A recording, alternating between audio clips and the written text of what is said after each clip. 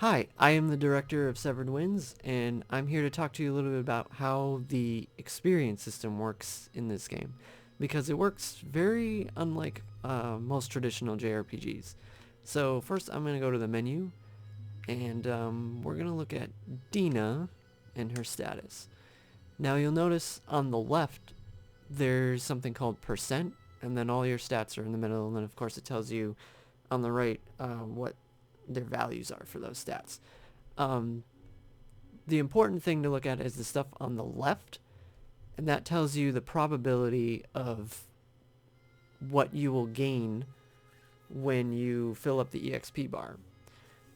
Um, and at the bottom, you'll notice that there is a weighted average, and then there's a thing that says next level. Your weighted average is essentially just your average of all of the stats combined. Of course, some of them are weighted because HP is naturally going to be higher than, your strength or intelligence or whatever.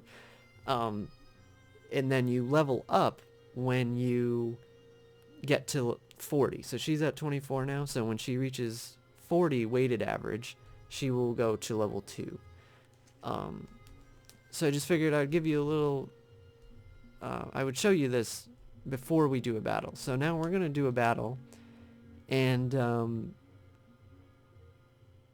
well, you'll see when we go into combat.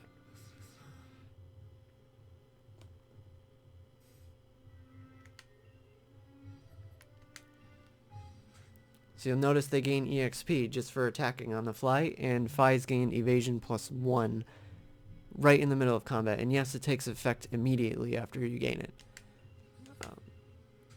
She attacks, and she got another stat boost. Magic defense +1.